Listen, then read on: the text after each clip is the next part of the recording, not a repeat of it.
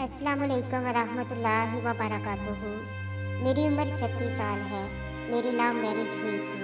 हम class fellows थे और एक दूसरे को 6 साल से जानते थे। हम बेहतरीन दोस्त थे। दौरान तालीम ही हमने फैसला कर लिया था कि मेरे शोहर की जॉब में सेटल होने के बाद घर वालों की रजामंदी से हम शादी कर लेंगे। मेरे शोहर की जॉब के बाद हमारे घर वाले मिले और हमारी शादी हो गई। अल्लाह ने हमें एक बेटे से नवाजा। मुझे कॉलेज के ज़माने से ही अंदाज़ा था कि मेरे शोहर मिजाज के तेज़ हैं, उन्हें गुस्सा जल्दी आता है। लेकिन साथ रहने पर अंदाज़ा हुआ कि जब भी उन्हें गुस्सा आता है हमारा हमेशा झगड़ा होता है। मुझे हमेशा ये फील होता था कि वो मुझे कंट्रोल करने की कोशिश करते हैं। जब भी झगड़ा ज़्यादा होता मैं अपने बच्चे को लेकर मेके चली जाती।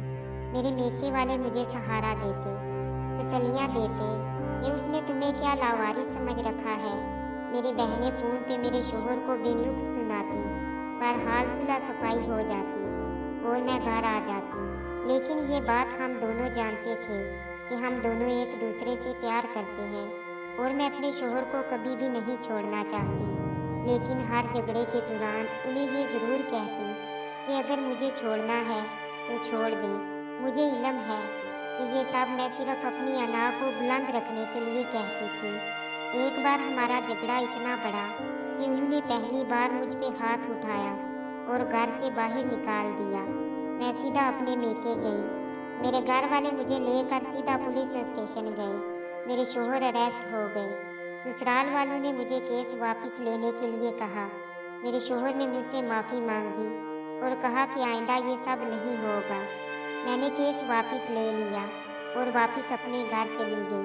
3 माह बाद हमारा फिर से झगड़ा हुआ और मैं हमेशा की तरह बच्चा उठाकर अपने मेके चली आई।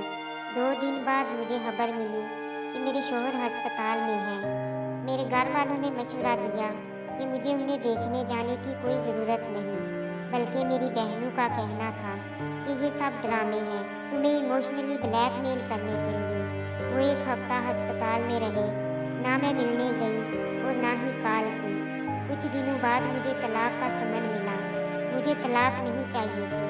मुझे अपने शोहर से मोहब्बत थी। मैं अपना घर खराब नहीं करना चाहती थी, लेकिन मेरी अना आड़े आ रही थी। मुझे लगा कि तलाक का मना करके मैं नीची हो जाऊंगी। मैंने उन्हें कॉल की कि जब चाहे तलाक ले लें। मैं भी उस जहन्नुम में नहीं रहना चाहती। कोर्ट में हमारा केस आसानी से निमट गया। मेरे शोहर ने मेरी सारी डिमांड्स, बच्चे की कस्टडी और खर्चा देना कबूल कर लिया। उनका कहना था कि वो मेरी सब बातें मानने के लिए तैयार हैं, उन्हें सिर्फ तलाक चाहिए। इस तरह जुलाई 2009 में मेरी तलाक हो गई। मेरे शोहर ने कुछ अरसे बाद दूसरी शादी कर ली। उनके बच्चे भी हो गए, लेकिन मेरे बच्चे से मिलने अक्सर आते हैं। उसकी हर ज़रूरत का ख्याल रखते हैं। बच्चे का खर्चा मुझे पाबंदी से मिलता है, बल्कि मेरा गुजारा भी उन्हीं पैसों से होता है।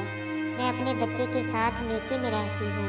मेरे तमाम बहन भाई अपनी अपनी ज़िंदगी में खुश हैं। मेरी वो बहनें जो खुद फ़ोन करके मेरे शोहर को बातें सुनाया करती थी, वह मुझे मोरतनी इल्ज़ाम ठहराती हैं। मुझे अब एहसास होता है कि मैं अपनी शादी बचा सकती थी अगर मैंने हर बात में दूसरों को ना इन्वॉल्व किया होता। कभी कभी हमारे खैर हुआ ही हमें डिगोते हैं। मैं अभी भी ये नहीं कह रही कि मेरे शोहर या मेरी गलती नहीं थी, लेकिन हमारे झगड़े इतने बड़े नहीं थे जिनकी वजह से तलाक ली जाती।